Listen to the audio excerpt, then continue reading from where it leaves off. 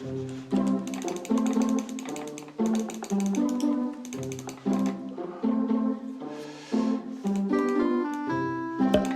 다 좋은데 온도가 좀 불안하다. 어? 그래? 그럼 어떻게?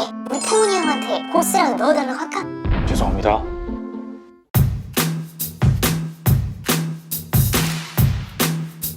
안녕하세요 여러분들, 테크노사우루스의 티라노입니다. 오늘은요 여러분들 굉장히 오래 기다리셨죠? 엘더레이크 i7 12700H가 탑재된 기가바이트 어우로스 17 XE4라는 제품을 가져왔습니다. 그런데요 여러분들도 아시다시피요, 인텔이 11세대 노트북에서도 물론 라이젠에게 조금 발리는 느낌이 분명히 있긴 있었지만 데스크탑 CPU 영역으로 넘어가면 진짜 줘 터지는 수준이었거든요. 그런데 얼마 전에 출시된 데스크탑용 12세대 엘더레이크, 요게 나오면서부터는 지금 분위기가 전혀 다릅니다. 게다가 12세대 모바일도 데스크탑 마냥 좀 좋아졌다, 이런 얘기들이 많이 돌고 있기 때문에요, 여러분들 많이 기대하셨을 텐데 드디어 가져왔어요. 자, 여러분들 과연 저주받은 11세대를 넘어서 12세대 모바일 라인은 라이젠을 넘을 수가 있을 것인지, 그리고 오늘의 두 번째 관전 포인트죠. 여러분들께서 유독 제 리뷰가 많다라고 얘기를 하는 엘사에 이어서 새롭게 참전한 요 기가바이트, 요거 지금 찍고 있지만 영상이 나갈지는 모르겠거든요. 과연 어떠한 자신감 때문에 저한테 이렇게 보낸 건지 여러분들도 같이 한번 확인해 보시죠. 일단 대부분의 컴덕분들은 아시는 소식이겠지만 이걸 처음 들어보시는 분들도 계실 테니까 설명을 조금 드릴게요. 인텔은 11세대에서 12세대로 넘어오면서요, 데스크탑 CPU에서 빅리틀 구조를 채택을 했는데요, 퍼포먼스를 담당하는 P코어 그리고 저전력을 담당하는 E코어로 나누었고, 그리고 이번 12세대 모바일 버전에도 그거를 그대로 적용을 했어요. 플러스 모바일에서는 요 라인업도 조금 세분화를 시켰는데요, 45W급 H, 28W급 P, 그리고 15W와 9W를 담당하는 U, 요렇게 변경이 되었는데요. 오늘 여러분들께 보여드릴 제품은 H라인 12700H고요 6개의 P코어, 8개의 E코어에서 14코어 20스레드짜리 제품이고요. 내장으로는 96개의 유닛수를 가지는 최고 사양의 XA 그래픽스, 외장으로는 RTX 3070 Ti, TGP는 부스트까지 해서 최대 130W까지 들어가고요. 램은 DDR4 3216GB, 스토리지는 넉넉하게 1TB가 탑재된 제품입니다. 자, 이렇게 박스를 열어주면요, 이쪽에 이제 접지형 전원 케이블이랑 상당한 사이즈의 어댑터가 들어가 있죠. 크기 대비 용량으로 봤을 때는 딱 용량스러운 사이즈라고 보시면 될 것 같고요. 이게 뭐야? 설명서랑 보증서 같은 것들이 여기 아래에다가 집어넣어져 있고요. 그리고 마지막 본체를 까보면은 이렇게 생겼습니다. 이거 디자인이 상당히 좀 오묘하다? 자, 보세요 여러분들, 이렇게 덮어놓은 상태에서는 그냥 깔끔하게 뽑은 바디에 독수리 마크 이런 식으로 딱, 뭔가 이 디자인으로만 봤을 때는 크리에이터용 노트북 같은 느낌이 좀 들잖아요. 그런데 요거를 이렇게 보면은 뭔가 좀 에일리언스러운 곡선들, 그리고 이렇게 안쪽도 좀 열어보면은 요쪽 디자인이 뭔가 좀 과한가? 아닌가? 이런 생각이 드는 아리까리한 느낌의 독수리 마크 전원 버튼. 모르겠어요, 디자인 쪽으로 봤을 땐 나쁘진 않거든요 분명히. 그런데 제 기준에선 뭔가 좀 호불호를 탈 것 같은 느낌이라고 해야 되나? 그런 느낌이 좀 들어요. 근데 이거 생각보다 17인치인데 별로 안 크다. 느낌적인 느낌으로는 16인치랑 비슷할 것 같은데 잠깐만 재볼게요. 작진 않네. 보통 16인치 같은 경우에는 35cm에서 6cm 정도에 떨어졌거든요. 그런 기준으로 봤을 때는 한 3-4cm 정도 더 넓다라고 생각을 하시면 될 것 같고요. 세로 길이로 봤을 때는 16인치랑 비슷한 수치이고요. 전체적으로 뭔가 실루엣이나 사이즈 자체가 그렇게 큰 느낌은 분명히 들진 않습니다. 자, 그리고 무게도 한번 재봐야 되겠죠. 2.62kg, 거기다가 어댑터까지 올리면은 3.35kg. 뭐 17인치라서 어차피 이 제품을 갖다가 들고 다니실 분들 없을 것 같긴 한데요, 상당히 육중한 무게를 가지고 있다, 이렇게까지 생각을 하시면 될 것 같아요. 상판은 메탈 재질은 분명히 아닌 것 같은 느낌이 좀 들고요. 그리고 키보드 덱이랑 합판도 이게 느낌상으로는 엔지니어링 플라스틱일 것 같은 느낌이 좀 들긴 드는데요, 이건 그냥 지금 바로 열어보고 가도록 하겠습니다. 자, 오픈 완료했고요. 요게 팜레스트면이랑 합판 전부 ABS 플러스 PC 재질, 아까 전에 말씀드렸었던 엔지니어링 플라스틱인데요, 요게 보통 열 전도율을 낮추면서 열 변형 안 가게 하려고 내구성 세팅 위주로 하는 노트북에 많이 사용되는 재질이거든요. 이걸로 싹 돌려놓은 걸로 봐서는 아마도 상판도 이걸로 했을 가능성이 굉장히 높아 보이고요. 와, 근데 이게 뱀이 이게 몇 마리냐? 보이는 거는 지금 뭐 4마리 정도 보이는데, 상품 설명서상으로 봤을 때는 한 마리는 아래쪽에 감춰져 있어서 총 5마리이고요. 블레이드는 촘촘 2초만이 퀄리티 나쁘지 않아 보이고요. SSD는 이거 처음 보는 것 같은데 이게 뭐지? 요거 찾아보니까요. 왜 여러분들 기가바이트에서도 SSD를 만들잖아요. 그 자체 브랜드의 OEM으로 만든 것 같은 느낌, 그런 느낌 듭니다. 자, 그리고 가운데 M.2 추가 슬롯 하나 제공이 되고요. 램은 슬롯으로만 2개, 기본 탑재는 마이크론 3200 8GB 2장에서 16GB 들어가 있고, 와이파이 모듈은 6E를 지원하는 인텔 AX211NGW, 스피커 모듈 사이즈는 평범하고요. 에이, 이거 봐라, 자꾸 이럴겨? 다른 데 몰라도 전원 포트랑 썬더볼트 포트는 강화를 해놨어야지. 자, 배기구는 좌우측으로 2개구, 후면부로 2개구 해가지고 총 4개구로 방열 처리가 되고요. 배터리는 99Wc 제품이 탑재가 되어 있습니다. 자, 이제 세팅을 하고 돌아오도록 하겠습니다. 잠깐만 기다려주세요. 자, 여러분들 돌아왔습니다. 자, 계속해서 포트는 우측에 전원 버튼, 썬더볼트 4포트, USB 3.2 제논 타입 A 포트, 3.5mm 오디오 콤보 잭이 들어가 있고요. 좌측에는 풀사이즈 2단의 포트, HDMI 2.1 포트, 미니 DP 1.4 포트, 그리고 USB 3.2 제논 타입 A 포트 하나가 위치해 있습니다. 끝이냐고요? 네, 끝이에요. 후면부도 없어. 물론 썬더볼트 포트가 하나 달려있고 이 제품 집에서 보통은 그냥 연결해놓고 쓰실 거거든요. 때문에 모든 포트를 갖다 한 번에 썬더볼트로 연결을 해가지고 딱 꽂고 나면은 뭐 연결할 게 없으니까 어느 정도 커버가 되는 건 분명히 맞긴 맞는데, 그래도 이게 뭐 넉넉하다 이렇게 보긴 좀 어렵잖아요. 제 기준에서는 포트 구성이 그렇게 썩 마음에 들지는 않습니다. 그런데 좋은 점은 하나 있어요. 여러분들 디스플레이 출력이요, HDMI 2.1 포트 하나 있죠. 거기다가 미니 DP 포트 있죠. 마지막으로 썬더볼트로 출력도 가능하죠. 이렇기 때문에 모니터를 총 3개까지 연결을 해서 출력이 가능해요. 저는 뭐 사실 이렇게 모니터가 많이 필요한 사람은 분명히 아니긴 한데요. 주식이나 코인 하시는 분들 같은 경우는 모니터를 여러 개를 놓고 쓰셔야 되는 분들 있잖아요. 그런 분들에게는 이렇게 노트북에 디스플레이 출력 포트가 굉장히 많은 경우가 드물기 때문에요. 요거 뭐 포트 굉장히 유용하다 이렇게 생각을 하실 분들도 분명히 있을 것 같긴 해요. 와, 근데 아까 전에부터 지금 느꼈는데요. 이거 화면비가 진짜 어마어마하다. 이래서 이게 17인치인데도 굉장히 작게 느껴졌었던 거구나. 와, 여러분들 보이십니까? 베젤이 미쳤습니다. 인아웃 베젤 합쳐가지고 좌우 상단 모두 6mm, 하단 15mm로 진짜 어마어마하게 슬림하고요. 힌지는 135도까지 오픈이 가능. 고정력은 생각보다 좀 부드러운 편이긴 한데 그렇게 생각보다 낭창거리지도 않네. 고정력 나쁘지 않고요. 캠은 720p 캠. 지금 보시는 것처럼 노이즈가 살짝 자글자글한 느낌이 분명히 있긴 있지만요. 그 대부분의 노트북에 탑재되어 있는 애들의 수준에서 크게 벗어나진 않습니다.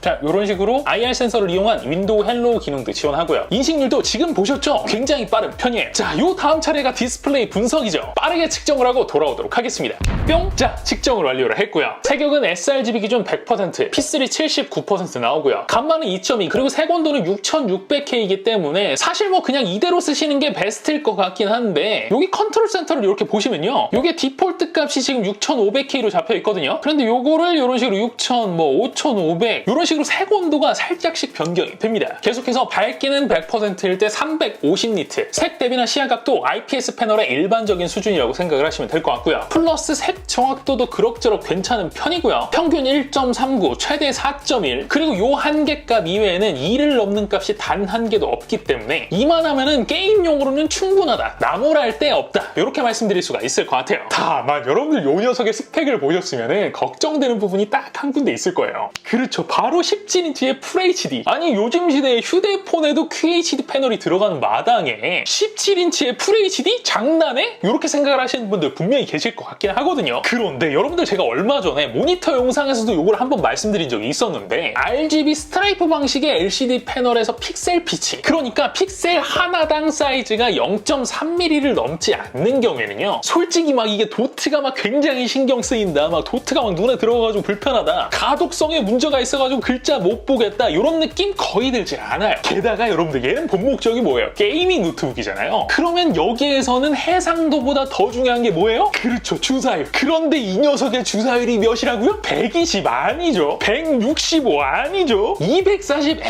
240 가지고 여기서 명암을 무려 360Hz. 진짜 써보잖아요? 개쩝니다. 게다가 이 녀석에는 응답 속도가 나와 있진 않긴 한데, 이 녀석이랑 동일한 패널 쓴 애 스펙시트를 보니까 3MS라고 찍혀 있더라고요. 그럼 잔상이 지금 걱정이 되시죠? 자, 그래서 당연히 고스팅 테스트도 돌려봤고요. 자, 느리게 배속을 해드렸는데 여러분들 이게 보이십니까? 거의 느껴지지가 않죠 지금? 때문에 FHD다 뭐다 얘기가 많긴 많은데요. 솔직히 눈 민감한 걸로는 제가 둘째가라면 서럽거든요 여러분들. 그런데 그런 제 기준으로 봐도 요 정도 디스플레이면은 감지덕지. 게이밍용으로서 요거 솔직히 나무랄 데가 없습니다. 자, 다음은 스피커 차량인데요. 스피커는 DTS X 인증이 들어간 2.5W짜리 2개. 좌측 하단에 이런 식으로 대각 방향으로 뚫려 있고요. 각설하고 바로 소리를 들어보도록 하겠습니다.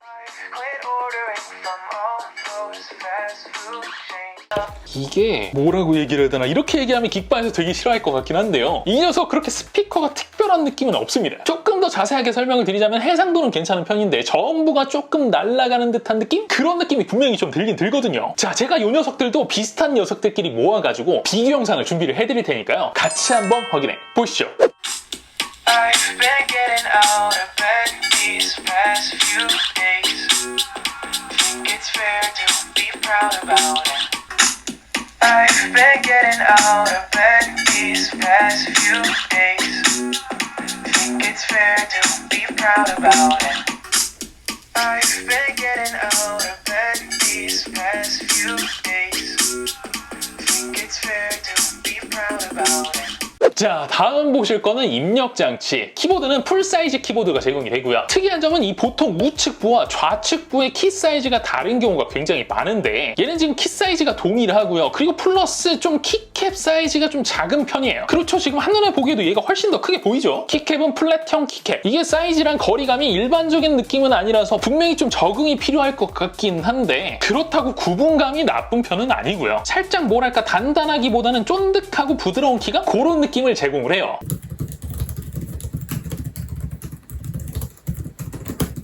근데 이게 게이밍 키보드니까 방향키 확보가 먼저인 건 알겠는데 이 시프트는 이건 너무 작은데? 거기 지금 컨트롤이랑 큰 차이가 없어. 플러스 보통 게이밍 노트북들은요 키보드에서 굉장히 티를 좀 많이 내잖아요. 때문에 이렇게 아예 컨트롤 패널에 따로 빼가지고요 웨이브로 할지 뭐 사이클로 할지 그냥 빛나게 할지 이런 식으로 굉장히 세밀하게 커스터마이징 가능해요. 이거는 그냥 껐다 켜지는 건가?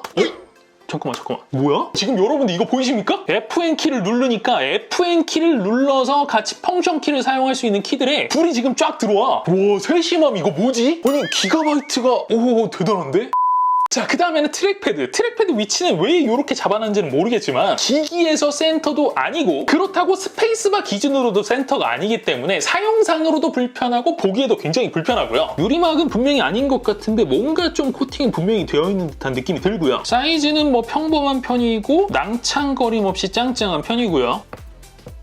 살짝 깊은 감은 분명히 있긴 하지만 물리적 클릭감도 그렇게 나쁘진 않고요. 제스처 기능도 이상 없고 유격은 조금 있네. 근데 요거는 뭐 조립 품질에 따라서 요 제품만 그런 걸 수도 있는 부분이기 때문에 유격 빼고는 충분히 괜찮은 편. 게이밍 노트북만 놓고 봤을 때는 딱 요 정도면 한 중상타? 중상타 이상은 하는 정도라고 생각을 하시면 될 것 같아요. 자, 다음은요 오늘의 하이라이트 바로 성능 부분입니다. 먼저 CPU실은요 놀라지 마세요 여러분들. 싱글 737.6포인트, 멀티 8033.1포인트, 시네벤치 R23에서는 싱글이 1761포인트, 멀티 14346포인트로 측정이 됩니다. 와, 진짜 여러분들 점수 실화입니까? 완전 지금 미쳤죠? 자, 여러분들께서 이 점수만 보면 감이 잘 안 오실 것 같아가지고 잠깐 비교를 해드리면요 11세대 동일 라인업인 11800H에 비해서 싱글 점수가 거의 20% 가까이가 차이가 나고요. 게다가 여러분들 예전부터 인텔은 약간 양치기 소년의 느낌이 있었잖아요. 때문에 벤치만 그럴 수 있겠다 싶어가지고 블렌더도 돌려봤는데요. 와, 보이십니까? 전혀 아닙니다. 게다가 11800H에서 테스트를 했을 때 전력값이 최대 118W, 안정화 기준으로도 95W씩 밀어 넣었을 때 딱 점수가 저렇게 나온다는 건데 12700H는 지금 보세요. 최대 전력이 111W가 찍히긴 찍혔지만 안정화 기준으로 70W씩 밀어 넣었을 때 95W씩 밀어 넣었던 11800H에 비해서도 성능이 높게끔 나온다는 거예요. 와, 여러분들 인텔 뭐지? 공정 개선이 사실상 거의 없었는데 전성비가 성능비가 이렇게 좋아진다고? 물론 제가 엘더레이크의 경쟁자인 램브란트까지 써보고 말씀드리는 건 아니기 때문에 차세대 암드 CPU인 램브란트랑 비교를 해서 이게 더 좋다 혹은 그게 더 좋다 지금 이런 얘기를 하는 건 아니긴 합니다. 다만 11세대 H라인 기준으로 봤을 때 조금 좀 H라인이라고 부르기도 좀 민망한 11300H를 제외를 하고 나면은 11400H든 11800H든 전성비가 암드에 비해서 조금 떨어진다는 거 빼고는 성능적으로는 인텔의 H라인이 조금 더 낫긴 나았었잖아요. 그런데 지금 전작 대비 성능폭 10에서 15%딱 올려서 적당하게 맞추고 전성비를 이 정도 조졌더라. 인텔이 이 정도 개선을 해줄 거라고는 전혀 생각을 못했습니다. 게다가 온도도요 지금 그렇게 나쁘지가 않아 생각보다. 지금 여러분들께서 보시는 이 화면이 퍼포먼스 상태에서 테스트를 돌린 거거든요. 아까 전에 말씀드린 것처럼 안정화 기준으로 70W씩 계속 먹이고 있는 상황이고요. 지금 그런데 온도가 80도가 안 넘는 게 보이시죠? 야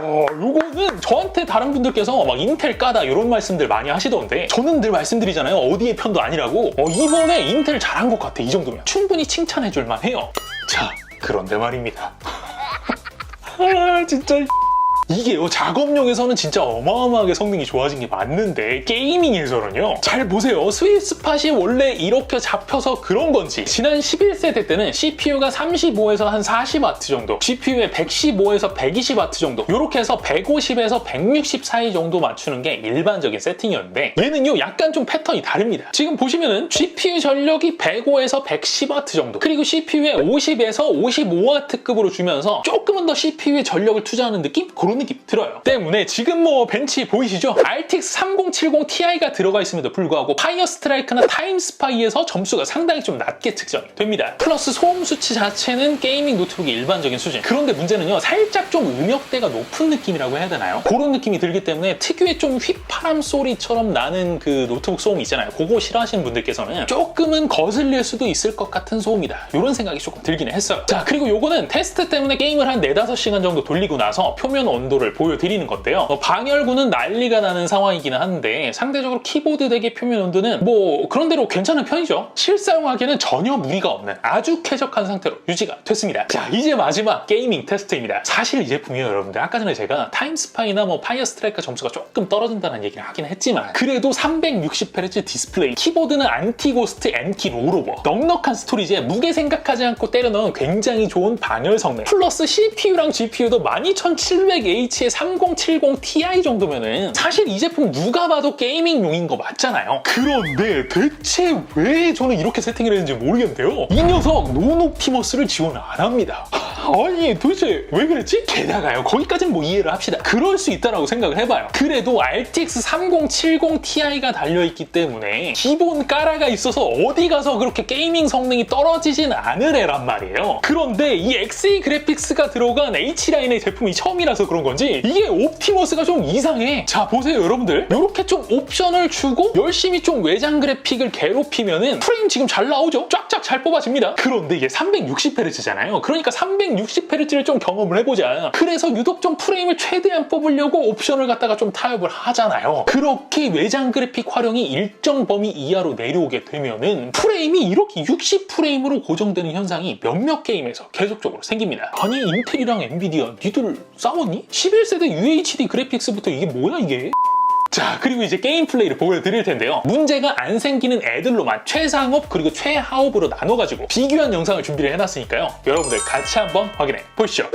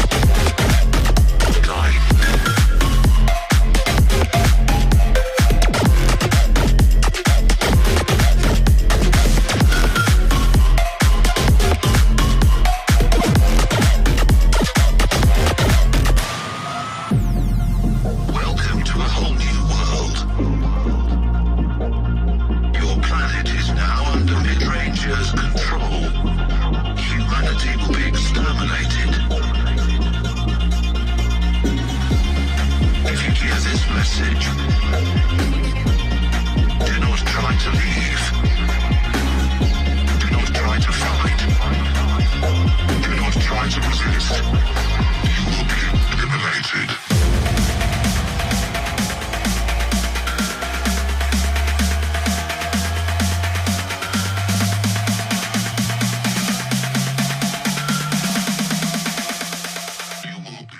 자, 이제 마지막으로 배터리만 정리를 해드리고 마무리를 지어보도록 하겠습니다. 자, 늘 하던 테스트이고요. 밝기 약 300니트 근접하게 측정이 되었었던 90% 옵티머스 모드 밸런스 세팅에서 유튜브 1080p 영상 지속 플레이 타임은 약 4시간 33분 정도 연속 사용이 가능했습니다. 이게 좋아졌다라고 해야 되는 건가? 물론 전작인 11800H에 비해서는 조금 낮은 것 같기는 해요. 다만 어차피 이 녀석이에요, 여러분들. 무게가 얼마라고요? 그래요, 합쳐서 3.3kg. 이거 애초부터 만든 게 들고 다니라고 만든 게 아니야. 들고 다니잖아요? 허리 나가든지 어깨 나가든지 뭐 하나 나간다? 그러니까 들고 다닐 생각은 하지 마시고요. 움직이는 데스크탑이라고 생각을 하면은 배터리 타임 별로 관계 없잖아요. 딱 요런 정도로 생각을 하시면 될 것 같아요. 오케이? 자, 요렇게 해서 내용 전달은 끝. 바로 이제 총평 나갑니다. 넘치는 게이밍 감성, 그리고 360Hz 디스플레이, 안티 고스트 키보드에 빵빵한 CPU 성능, 그리고 아끼지 않고 때려 넣은 쿨링 장치까지. 가격이 좀 비싸긴 하지만은 확실히 좀 뭔가 가격만큼 정성을 들인 듯한 느낌? 그런 느낌이 나는 제품이었다. 다만 턱없이 부족한 포트 구성, 그리고 특히나 논옵티머스를 미지원하는 거는 왜 그랬을까? 이건 진짜 이해가 안 갔다. 여러분들, 근데 노트북 찾아보신 분들은 아시겠지만 17인치를 찾는 분들은 분명히 있는데 17인치가 솔직히 비주류야. 그렇다 보니까 제품이 거의 잘 안 들어와. 때문에요. 가격적으로 뭐 괜찮고 게임도 할 거고 크리에이터 작업도 할 거고 인텔 CPU를 갖다가 가야 되겠다. 그리고 가장 중요한 17인치를 꼭 가야 되겠다. 그렇다면 이 제품 선택을 하셔도 되고요. 만약에 인텔 CPU 조금 그래도 그런데 이렇게 생각을 하시는 분들은요, 긱바에서 A7 같은 제품들 뭐 좀 있으면 램브란트 달고 나올 것 같거든요. 그러니까 그런 제품 조금만 기다려 보시면 되겠습니다. 오케이? 자, 오늘 영상은 여기까지입니다. 영상이 재미있으셨다면 구독과 좋아요 그리고 알림 설정 꼭 잊지 말아주시고요. 저는 다음에 또 재미있는 영상으로 찾아뵙도록 하겠습니다. 지금까지 저는 티라노였습니다. 고맙습니다. 와, 녹화를 4시간을 했는데? 편집 어떡하지?